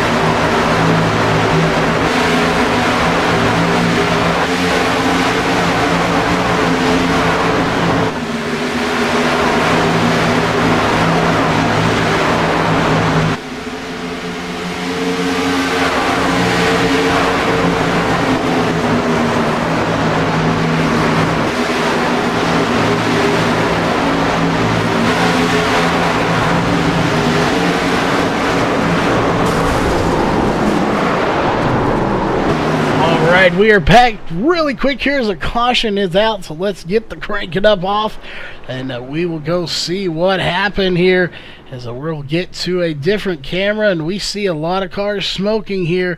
Let's go back and figure out what happened and who was involved, as we know Brett Johnson was, so let's take a look. Something went horribly wrong here during the crank it up. We got to find out what it was, as I believe this may have started in front of him. We're going to have to see if we can diagnose this one. Oh, as there's the 4 and the 26 getting together. Let's go back to Brian Barnes, as I believe this is all where it started here. Brian Barnes and Sean Brightsman possibly, I believe, may have been involved in this. So we'll see. Somebody in a yellow truck was. Let's go back one more time and take a look here to the 4 of Brian Barnes. And no, it wasn't. It was the 12 that was involved in this. As I'm not sure what happened with the 4. If he just lost control or something broke in there. Looks like he just shot straight up into the outside wall. And no, he may have had some help here. We're going to have to go back and take another look at that here to the view of Brian Barnes here. Let's see if we can't go to a different camera here so we can get a better look at exactly what happened, as this involves the 4 of Brian Barnes and the 12 of Jason Hunt. There may have been a possibility that the 12 of Jason Hunt possibly got a fender in there on the 4 as we're taking another look to see here from a higher angle. Hopefully we can see something here as they are just side by side there. And indeed, they make contact there. Looked like maybe a little bump from the 12 to the 4. The 89 of John Ottenbacher getting involved. The 7 of Brett Johnson getting involved. The 77 looks like he got a little piece of it, trying to avoid it, but not near as much as others. As we'll go back to live here. Jeff Stabnow opting not to come down. Looks like we have our top 8 drivers are going to stay out, and everybody's really cycling out here to determine who's going to pit, who's not going to pit. So a lot of stuff going on. And again, we mentioned earlier, if we keep getting these cautions like we are now, that this could play a factor. As you see just how orangey red it's getting right there, that is because that sun is setting. The further it gets down, you see even the yellow on the cars here now from that sun. A new little feature in there, but the more the sun goes down, the darker it's going to get, the harder it's going to be for these guys to see here as there are no lights. So we will definitely go on board if it gets too dark here and see what they're seeing, as it is going to be pretty difficult to see, much less to pit here for these guys. So without that little lollipop guy there to tell you where to stop at, it makes pitting that much more difficult. But real fast, while we have a moment here, as the lights are still on, and we'll go up to our scenic camera, we want to remind you that this race is brought to you by, of course, ourselves here at VRN, and Walls Beard Co. Beard Balm. Mark Walls being the owner of that. Make sure you check them out at wallsbeardco.com. And, of course, this broadcast is brought to you by them as well as Northwest Racing Series, Ohio IndyCar League, SimSpeedShop.com, and iBog, iRacing Broadcast Overlay Graphics. And again, we are here at the lap 77 mark as we're going to get down to the track. The lights are off on the pace car. It means we're going racing this time by. It has been a great race so far. Let's pull up the stats for it one more time. 4 cautions for 14 laps out of the 76 completed. So still, most of this race has been completed under green flag conditions. As here we are racing, we want to remind everyone real fast, thanks for tuning in here tonight. As always, if you're new, hit the subscribe button and the little bell to be notified of all upcoming events, as well as the thumbs up if you like it. And always, if you want to be a little bit more a part of the channel, there is a donation link that pops up in chat from time to time. All donations go to keep us going here and paying the bills for a VRN, whether it be overlays, hosting stuff, doing whatever it has to be to get done here. We take care of business. As there it is, green flag is back in the air once again, and we are racing. It's just awesome to see the yellow glow coming from these trucks here tonight as that sun is setting here at Dover International Speedway as they come barreling down the backstretch. And we got some really good racing still in store for you. These trucks look so amazing under this light. It's not dark, it's not sunny, it's somewhere in between, and they look amazing. A caution is out once again, and it looks like we have the 77 possibly involved. We'll see. No, it's going to be the 78 of Dan Stuzzi involved. Let's go take a look. So the 78 of Dan Stuzzi being involved in the caution here. Let's go back and see what happened here, as he looked to be running good in that number 78 firefighter machine, and it is fire engine red as well. And did he have help from the 19 of Matt Henry? Indeed he did. Gets him bumped and hard into the wall. The 12 gets a piece, and he goes for a wild ride here on the front stretch after getting clipped hard. Let's go back and take a look at that, and hopefully you are not I don't know what you'd call it, but hopefully you can handle fast movements, because we're going on board here with the 78 of Dan Stuzzi. As you can see exactly what he saw here in that number 78 machine as he comes into turn 3 right here. And this all happened around turn 4 and into the front stretch. Right there, he gets turned, hit to the outside wall, and hard as he goes flipping end over end and rolling it multiple times. And that will do it as he comes to a stop on the front stretch just after the start-finish line. And we'll go back to live. Here's everybody's, well, not everybody, a lot of people coming down pit road. From about 8th place on, Chris White going to be the first one to come down pit road, get tires and fuel here, as well as Ryan Maines, Josh Coley, Brian Barnes, Corey Walters. These guys coming down. However, Jeff Stabnell, Mark Wall, Sean Breitzman, Matt Henry, Jason Hunt, Gerald Heffley, these guys not coming down. They are opting to stay out here and not take tires. So we'll see how this one plays out here, as we haven't talked to Sean Breitzman here. We'll see if we got lights on. We do. Let's pull him down and talk to Sean Breitzman here, who did not pit. Sean Breitzman, you got a copy? Got a copy. Well, we got you real fast here. We want to talk about tires here. We see the 3 Wicked Chassis racing trucks did not come down pit road this time. So is 12 laps just not enough that they're too torn up? 12 laps with the cautions we've had, we're actually probably within 3 or 4 green flag laps. So we just felt it was better served to not pit and get back in the back of the field. So saw a couple other guys come down, so we'll have to see how those guys fare with the short time on these green flag lap tires. Well, we'll definitely be looking for it, and it looks like if we continue on this trend with these cautions, this track is going to get a little darker than we would like, as there are no actual lights here. If that happens, do you have a plan for that, especially pitting, as that could make it very difficult on pit road?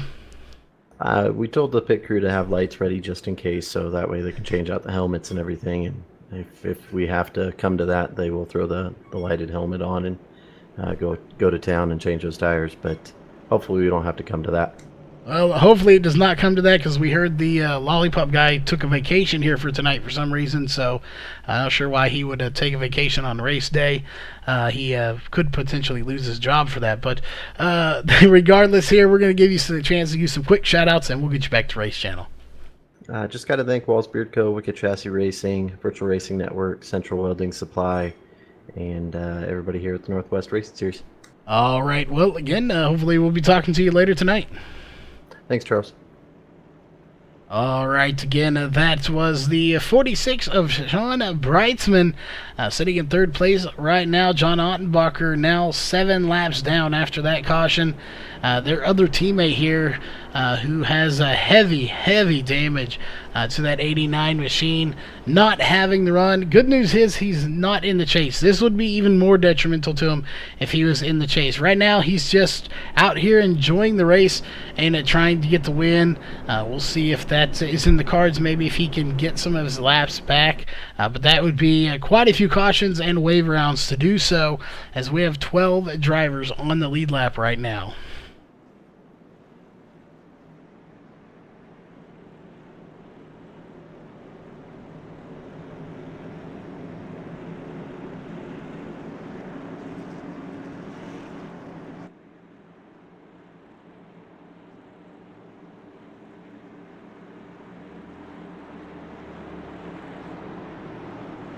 All right, we're back reading chat there. Yes, indeed, David did forget our name, but at least he mentioned somebody that we worked for in the past, so and one that we consider a friend. So no fault there, David. It happens. We've all been there. But the green flag is back out. Let's go ahead and get your ticker back up at the top, so you can see where everybody is and who's in the playoffs and who's advanced. Is the one driver that has advanced to the next round? Well, that's your leader right now. That is the 24 of Jeff Stabnow. Again, just to rehash, when we first came on board here early this year, and maybe even last year is when we might have started. It's been a long time now. Jeff Stabnow is Jeff, I don't win races Stabnow. Well, I got news for that 24 machine and that team. He is out front leading this race. He won last week. Could he do it back-to-back here in the Truck Series, and really just take that vice grip of pressure and just clamp it down and tighten it on the rest of these guys here in the chase. If he could, that would really make it tough for the rest of these guys. They would have to point in or win. So it's going to make it very difficult with only one race left. You have to win if you want in. Well, I mean, you can point in, but it's going to make it that much harder. But Mark Walls is going to get by, and Mark Walls has actually led more laps here. He's led 59 laps. Jeff Stabnow has only led 26. Gerald Heffley has led 1. So as far as laps led go, Mark Walls has led the most, but with the cautions, that allows Jeff Stabnow to get back out front because he has the better pit stall. So if we see a caution late in this race, he might be able to hold him off. He would probably push it a little harder and try to hold him off. So it's going to be interesting to see how hard he pushes that truck here in the closing laps compared to how he is doing right now. So that's something that we will indeed be watching for as we're going to go a little bit through here. Let's check in with Josh Coley, who's currently sitting in 7th place, trying to get by Matt Henry. And we have some positions changing here. You have Brian Barnes in there as well. Corey Walters getting here as a caution is out, and it's going to be the 12 of Jason Hunt. So let's go back and take a look. As you see some serious cloud cover coming in now too, along with the sun setting. What happened to the 12 of Jason Hunt? As we'll go to our spotter cam here and see exactly what the spotter said. Josh Coley and him make contact, and that doesn't technically spin him out there though. He keeps it going. That didn't bring the caution. That right there brought the caution. The 12 and the 13. So Jason Hunt and Ryan Maines getting together. Maybe I wouldn't even say really that the 33 and him getting together actually caused that. He did slow down a little bit to be back there with the 13, but he was under control at that time. So contact between Jason Hunt and the 12 and the 13 and Ryan Maines technically bringing out the caution as you see those leaders coming down pit road this time. And from the start of this race till now, this pit road is quite a bit darker now. As Mark Walls, I said earlier, Jeff Stabnow had the better pit stall. It's actually Mark Walls that has the better pit stall, so I apologize for that. It is actually the 48 that has it. We'll see who is it going to be that comes out of pit road first. As black smoke coming from the tires here as they peel out of pit road. As we are under caution here, we're going to step away to a quick commercial break, and we will be right back.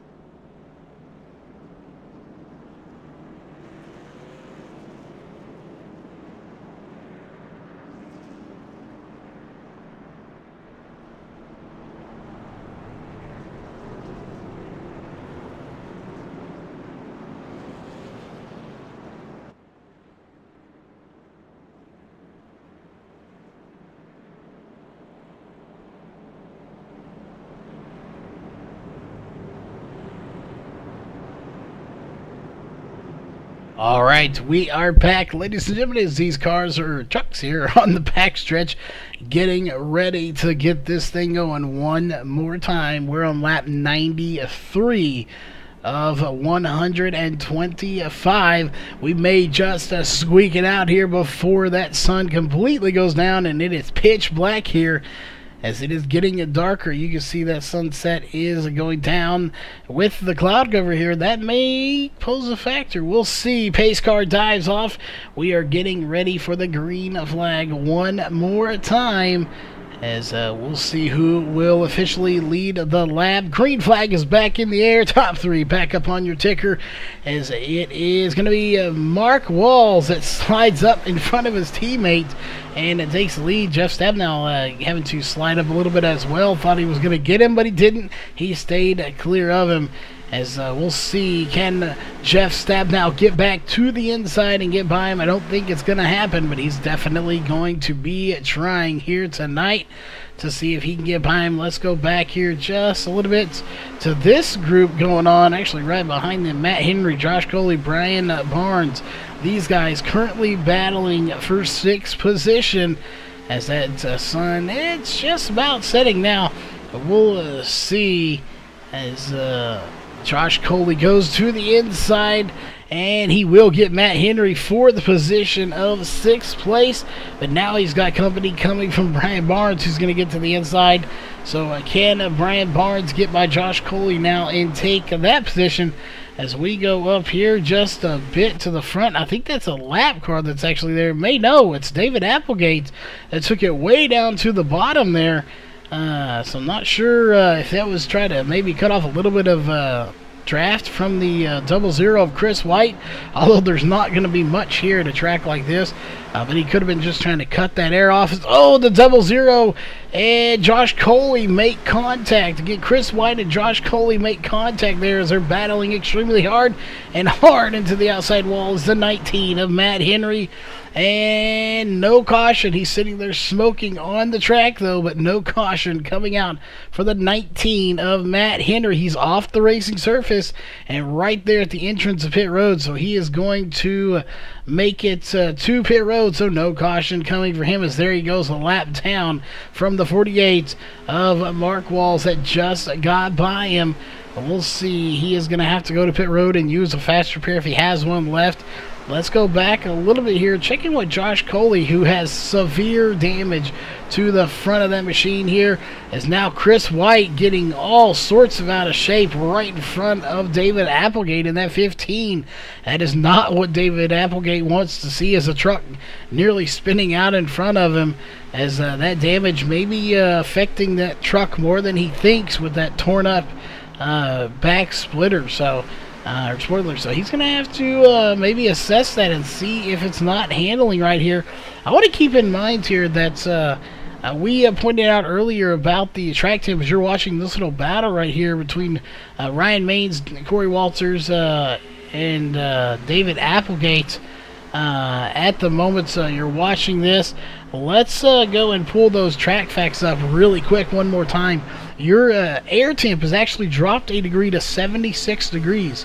Your track temp 79. So after that last caution with that sun going down even further, this track has not had the chance to reheat up to a temperature. We have 11 laps on this stint. By now we would have normally already gone up a degree or two, but because of the sun basically going down and almost out of sight now, this track is not having that heat source that it's used to having. So the track unable to gain any more heat, so it's staying right around 79 degrees, and it very well could drop again before this race is all said and done.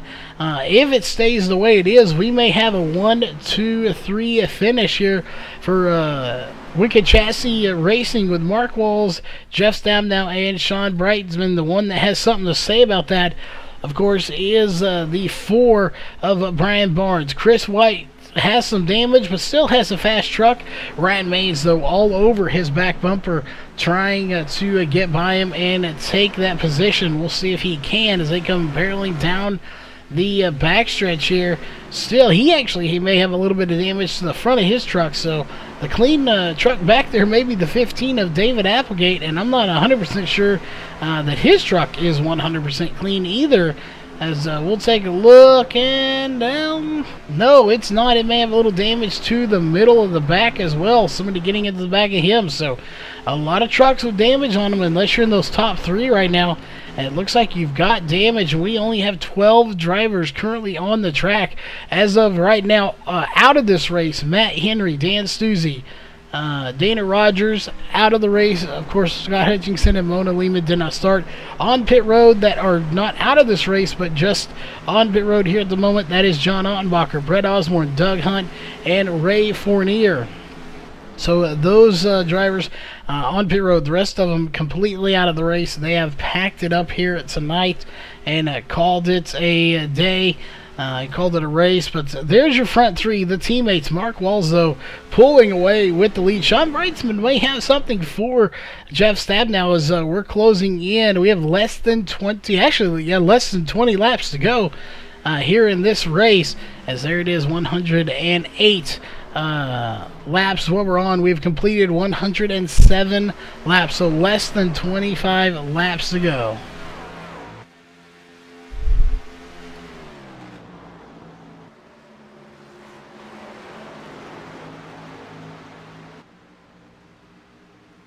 Well, we will definitely be looking here to see can the 46 possibly get by his teammates. Again, the Sean Brightsman get by the 24 of Jeff Stabnow. Does either one of them have anything here for Mark Walls in this closing time here in the race? As we'll be waiting to see, as it looks like Gerald Heffley is going to come down to pit road. Tom Green currently 2 laps down, still out on the track, pushing forward here in the number 77. And at the rate he's going, he will pass Gerald Heffley, who is again currently on pit road. Josh Coley, after that contact he had a little while ago here in the race, it's going to be 15 to go at the line. He has fallen to 10th, and he just hasn't been able to get back up there. Again, that contact was detrimental to him. Chris White, however, the one that he was contact with, he's sitting in 5th place with the top 5 so far. So a solid run for him. Even though that damage, as you can see the sparks coming from the back of his truck. That truck is bottoming out here. As this could get interesting. We did gain a degree from 79 to 80 degrees. But it makes you wonder if those tires, when they get heat, obviously they build up that heat and the pressure in them, and this truck raises up a little bit. With this cooler track, are these trucks starting to bottoming out here at the track? Because that was what we just saw from the 00 of Chris White. That bottoming it out could be a problem here. Especially if you're one of these leaders and that's happening, it could cost you some time here on the track. So it's something I think we need to pay attention to. As we'll go up to our leaders and see if any one of these 3 are doing it. As Sean Brightsman's right on the back bumper of the 24, and they've both actually caught up to Mark Walls in that 48 machine. Brightsman looking to the inside, couldn't complete it. I don't see any of these 3 sparking so far, as we would very well see those, especially with it getting dark out. So far these 3 not doing it, but sparks coming from the rear of the 00 Chris White. That could have been a setup issue here. Maybe with this cooler temperature, it's not being able to get those pressure in the tires that he's wanting. And that is why we saw that. Or it could have just been a fluke that happened. But still, you're... the 24 of Jeff Stabnow, the 46 of Sean Brightsman here with 10 to go. This time by, we're going to stay up here as long as they're as close as they are. We do not want to leave this battle, as Brightsman in that 46 almost about ready to tell the 24, look, I'm coming by you, and there ain't nothing you're going to do about it, as he's going to go to the inside. Sean Brightsman to the inside of Jeff Stabnow here with 10 laps to go. This is the time. Sean Brightsman, I think he is has come to life, or either he was just holding back a little bit. We'll see. He is coming very quickly. Can he run down the leader, the 48 of Mark Walls? 0.716 seconds separate them here. What will it be at the line? 0.733, but that was when he was trying to get by the 24. He's clear of him now. They're not racing anymore. We'll see. 0.699. It's closing in. They now have 9 laps to go here in the race here at Dover. Will he catch him is the question. 0.649. He's closed that gap even more. It's going to be 8 to go at the line. Does Sean Brightsman have enough time to get by him? As there it is. Now 8 laps to go. If my man, I think it's 8. Yeah, because there is going to be 7 to go at the line. Does he have enough time to get by him? 0.764. Mark Walls has kicked it into overdrive here, as I think he is not holding back anymore. None of them have to worry about fuel at all here tonight. We've had enough cautions, so right now it is just an all-out battle for Wicked Chassis 1, 2, and 3 here tonight. Obviously, that would put Mark Walls into the chase. Moving on, if he could get the win, and it looks like he's probably going to do it here. It'll be 5 to go when they get to the line this next time by for Mark Walls and that Walls Beard Co. Number 48 Chevrolet Silverado. There it is. 5 laps to go here tonight, as this race is just about over. Mark Walls is dominated, leading 93 laps. Will he lead the last one that matters? Well, we'll know here shortly, won't we? As second place, Sean Brightsman. Third place is 24 of Jeff Stabnell. Brian Barnes just not quite enough what he needs to get up there and battle with these guys. Chris White, after that damage, definitely slowed him down. Ryan Maines had a good run, but just was unable to get up there. So, ooh, he scrapes the wall there. That may have been what happened to the 00 if we didn't see that there, where he may have scraped the wall to cause that spark. But back to the front, coming up on 3 to go. That is the 48 of Mark Walls, and it is now 3 laps to go here for that 48 machine.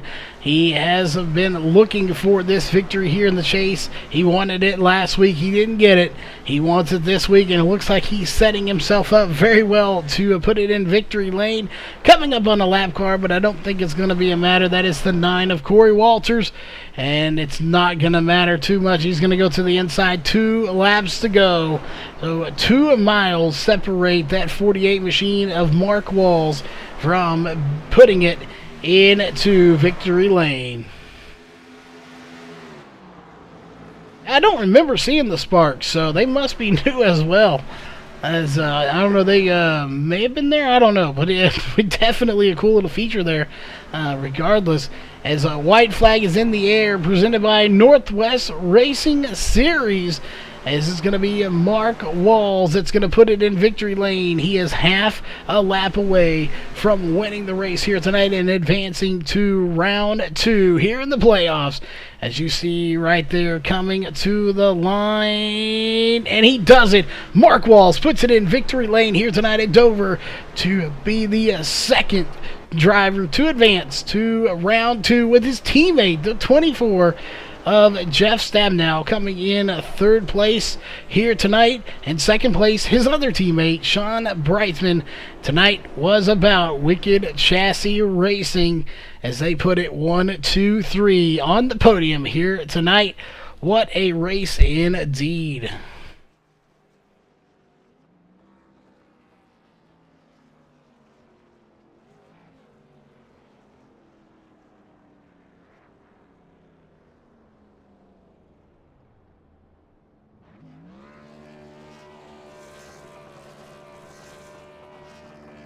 All right, while you watch the 48 do some donuts here, we're going to go ahead and get to your unofficial race results. Getting the win here tonight, of course, is the 48 of Mark Walls. 2nd place is going to be the 46 of Sean Brightsman. And, of course, 3rd place is going to be the 24 of Jeff Stabnow. 4th place will be the 4 of Brian Barnes. And 5th place will be the 00 of Chris White. 6th place will be Ryan Maines. 12th place, Jason Hunt. 8th will be David Applegate. 9th will be Josh Coley, and 10th will be Corey Walters. I believe, make sure I get that right. That's 10th, Corey Walters. We do have a Chris Walters as well. 11th place will be Tom Green. 12th place, Gerald Heffley. 13th, Matt Henry. 14th, John Ottenbacher. 15th, Dan Stuzzi. 16th, Brett Johnson. 17th, Doug Hunt. 18th, Dana Rogers. 19th, Ray Fournier. And not starting here tonight in 20th will be Scott Hutchinson. And also in 21st will be Mona Lehmans, not starting the race here tonight. That will do it, of course, for your unofficial race results. We will be back here in just a few moments as we talk to your top 3 drivers here in the post-race show.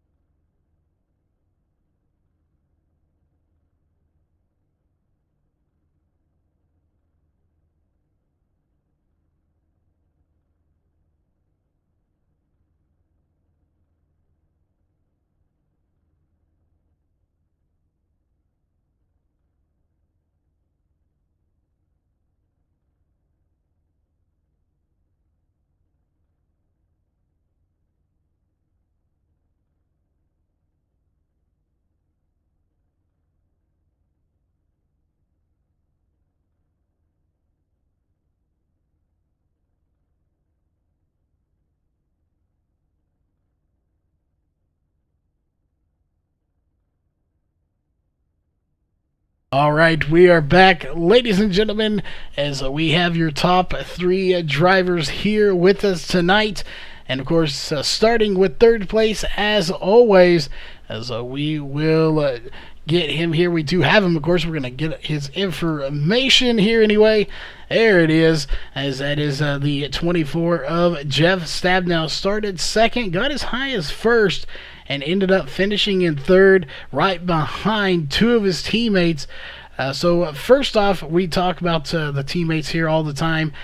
How does it sit well with you? Obviously, it's a great feeling to know.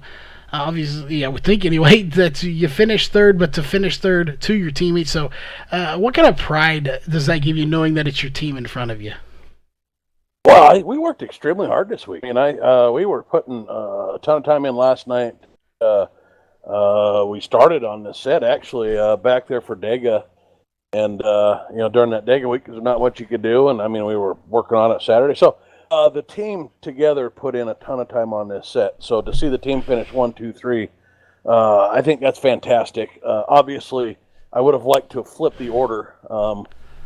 Even though I had to pass, I don't like being the 3rd place one out of the top 3 teammates. So I was I just didn't have anything. I just lost the tires there at the end. So those guys just drove it a little bit better than me. And man, it's great seeing all 3 trucks up there.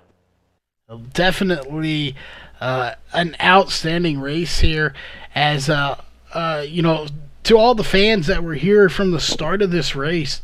As we talked to you earlier, when we came in here, it was nice and sunny out, so you could see really good of this track.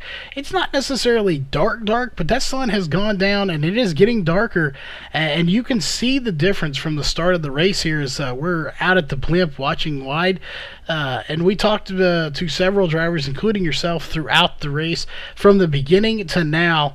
We already know you're stoked about this new feature, but how was it out there? Trying to, does it add that extra thing to it? Man, I can do this. I can do this. Make you have to think that much more about the racing itself. Yeah, Yeah, absolutely. And unless then Mark comes and ruins it all for us.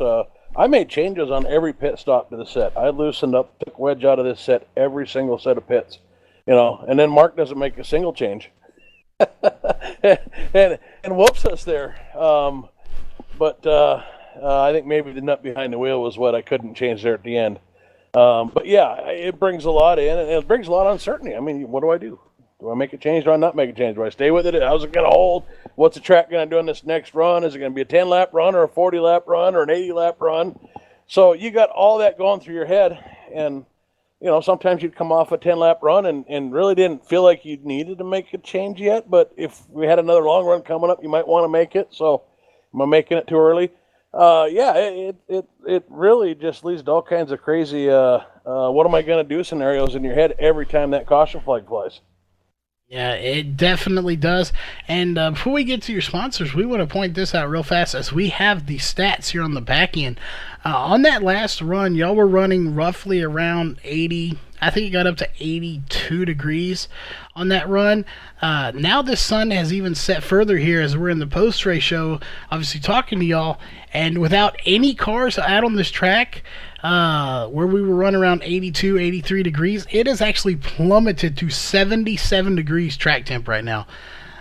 So if anybody was to go out there, I don't think anybody said it would work, period, as it is just dropping. But it's just cool to see this new feature. It makes the racing that much more exciting for us to cover.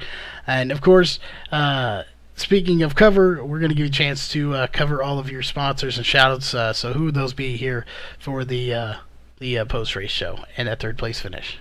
Yeah, well, speaking of changes, I don't know if you got a shot of it, but those Sunoco signs lit up, and they're kind of cool there at the entrance and exit to pit road, if you do get a shot of that. But you gave me a couple opportunities to thank everybody there, and that list hasn't changed. So I think this time around, in addition, a quick shout-out for VRN and my primary sponsor, Walls Beard Co., who gets to pimp his own products because he's in Winner's Circle tonight. He gets to go last, so he can do all the pimping. But big shout out to the teammates, man. We just had an amazing time last night trying to figure out how to deal with all these changes, and really worked our butts off. And it's just a lot of fun. These guys make this a blast. So congrats to John. John. Sorry, John. Had a bad night, but congrats to Sean and Mark and John, if he could have, probably kept that truck in one piece. Some unfortunate incidents there, but he'd have been right up here with us. But congrats to those guys for just a fantastic finish. And thanks to the teammates, man. Well, definitely, again, congrats on third place here. Finishing in second place, of course, is your teammate who got by you there at the last minute. That is the 46 of Sean Breisman. Started 14th, went as low as 18th, worked his way through this field, making it his way. He just powered his way through this field to finish in second place, and that was, of course, the highest he got here tonight. So, first off, it looked like you had a rocket ship out there that may have been able to contend with Mark here. So, did you have something, or did those tires get worn off trying to get by Jeff? They got worn off trying to get by Jeff there and working to catch up to him a little bit. I let them get away a little bit too far. So, wore out the tires just a little bit. I think Mark had the chance to save a little bit more, maybe a lap, maybe two. So nothing really that should have really played a factor, but I think it definitely did. Oh, definitely. Again, just to go as low as 18th and work your way all the way back up. And I don't recall, you started 14th. I know you went out at one point to qualify, and you got to the line and hit the brakes and didn't cross the line. So I can't remember, did you actually put in a time? And if not, was you trying to start at the back, or did something happen? So in qualifying, I was running. I just felt a little off. I don't feel like I had a good time out there, so I decided to stop the truck before taking the time and come out for that second lap and give it all she had. And I gave it all she had and more, and spun it out, and unfortunately didn't get to earn a time. So I got to start in the back by driver air and driver choice air. Oh, definitely. The driver error may have been in play, but it didn't have any error. So obviously, better to have it in qualifying or practice than in the race, as you definitely had a great run here. Just a wee bit short, but again, it's your teammates around you, so it has to be a good finish. And we know you also got some sponsors. So who would those be for that second place finish? Yeah, just kind of thank Waltz Beard Co., Wicked Chassis, VRN, as stated earlier tonight. Appreciate everybody on the team and all the hard work that everybody's put forth just with this new build that we have. Also got to give a shout out to all the racers that showed up last night just to test everything and make sure things were going to run right for tonight's race with this new build. So that is all I got to thank.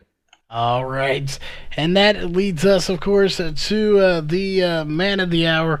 That is the 48 of Mark Walls. He started first. He's pretty much stayed in first for 98 laps of this race. He did go as low as third, but in the end, he comes back and puts it in victory lane. So you punch your ticket, you get into round 2 here at Dover.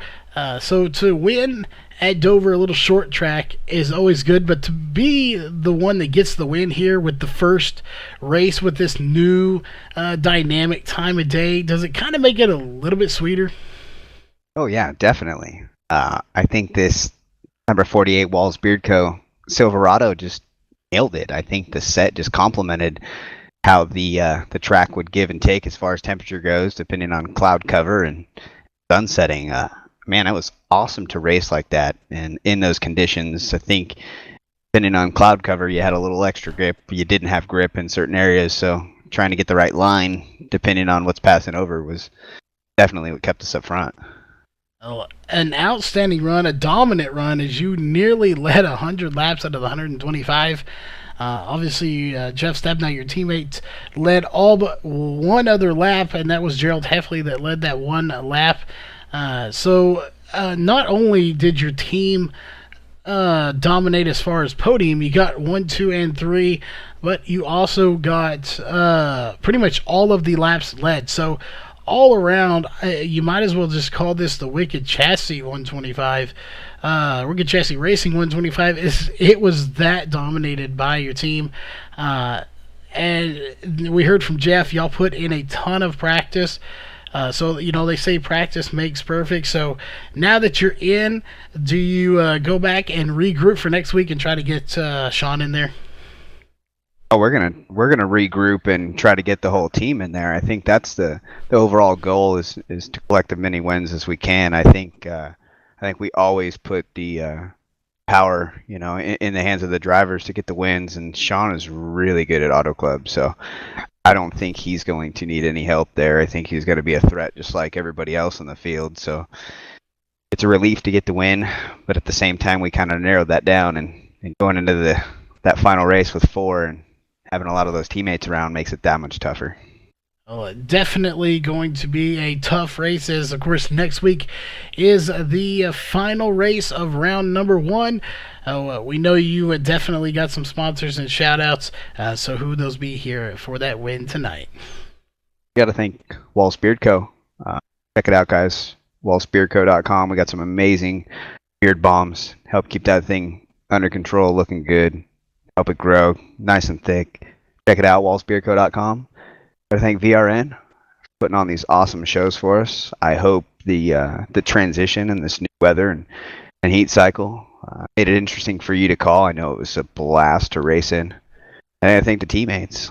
Jeff said, we got started early because we knew something was coming, something was changing. This change definitely helped how we build setups, how we drive, and I'm excited for what we got coming up. Well, definitely, we are excited to see what this has in store for racing as a whole, as it is going to definitely change things up. That being said, before we get to the sponsors here and thank those, we do have the point standings updated here as they were just sent to us here.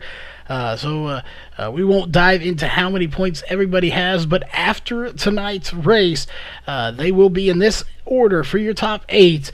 Obviously, Jeff Stabnow still having the points lead, followed by Mark Walls, who is now locked in to the next round here in the playoffs, followed by Chris White, Brian Barnes, Sean Breitzman, and Josh Coley. Those are the 6 that are safe as of right now, but that does not include next week's racing. Brian Bennett just a little bit out here, so he has definitely got his work cut out for him, and I don't believe he was here tonight anyway, so showing he has a big gap. So if he's here next week, that is going to be a real struggle for him. Obviously, Steve Silstad is no longer racing with us due to work, so he is, for all intents and purposes, eliminated here. But Brian Bennett has his work cut out for him coming into next week. That being said, before we sign off, we want to thank all the sponsors here for the racing, of course, ourselves at VRN, and playing double duty here for the race and for the broadcast. That is Wolves Beard Co., Beard Balm, and of course the other partners that have come on board here. We wouldn't be here if it wasn't without them. That is Northwest Racing Series, Ohio IndyCar League, SimSpeedShop.com, and iBog. So make sure you check out all of these great partners over on their social media sites. And we will be done here tonight. So we will see you all next Wednesday night for the final race of the chase here in round number 1. So until then, have a great night or morning wherever you are, and we will see you there. This copyrighted broadcast may not be used in any form without the authorized written consent of Virtual Racing Network. VRN would like to thank all of our fans for your support, and we hope you enjoyed today's broadcast.